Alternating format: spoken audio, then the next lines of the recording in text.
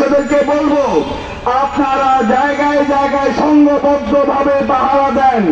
আজ থেকে সামনে যেন এই স্বাধীনতার স্বাদ সমস্ত শ্রমিকরা ভোগ করতে পারে।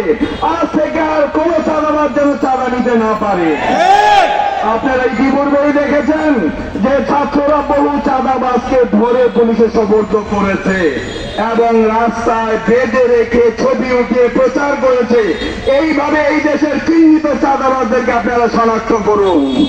আমি এই তত্ত্বাবধায়ক সরকারকে বলতে চাই, আপনারা সব বিষয়ে আইন করবেন। সংগ্রামেও ক্ষতিগ্রস্ত হয়েছে এই শ্রমিকরা, সংগ্রাম পরবর্তীতেও যদি তারা ক্ষতিগ্রস্ত হয় তাহলে এটা মেনে নেওয়া যায় না। আমি আরজ করব যে আমাদের এই তত্ত্বাবধায়ক সরকার যেন এই যে সমস্ত শ্রমিকরা ক্ষতিগ্রস্ত হয়েছে তাদের ক্ষতিপূরণ দেওয়ার ব্যবস্থা করে।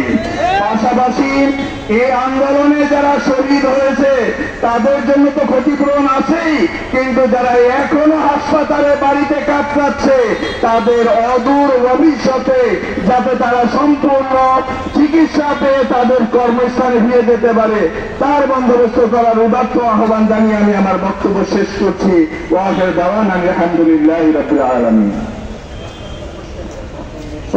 জনতা, আমাদের বিক্ষোভ মিছিলে যারা আসছে আমরা রাস্তা ফাঁকা করে দেবো। রাস্তা গাড়ি চলাচলের জন্য কোনো অসুবিধা না হয় আমরা স্বেচ্ছাসেবকরা সে বিষয়টা খেয়াল করব।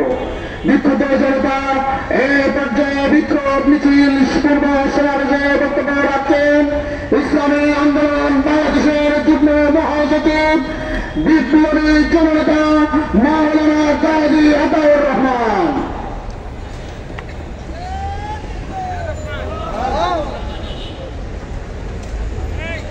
السلام عليكم ورحمة الله وبركاته نحمده ونصلي على رسوله الكريم أما بعد ইসলামী আন্দোলন বাংলাদেশ ঢাকা মহানগর উত্তর এবং দক্ষিণ শাখা কর্তৃক আয়োজিত আজকের এই বিক্ষোভ পূর্ব সমাবেশের সংগ্রামী সভাপতি, আজকের এই অনুষ্ঠানের প্রধান অতিথি, ছাত্র গণ অভ্যুত্থানের অন্যতম পুরোধা ইসলামী আন্দোলন বাংলাদেশের মোহতারাম সিনিয়র নায়েব আমির হযরত মাওলানা মুফতি সৈয়দ মোহাম্মদ ফয়জুল করিম শাইখে চরমরাই, উপস্থিত কেন্দ্রীয় নেতৃবৃন্দ, মহানগর নেতৃবৃন্দ, সাংবাদিক বন্ধুগণ ও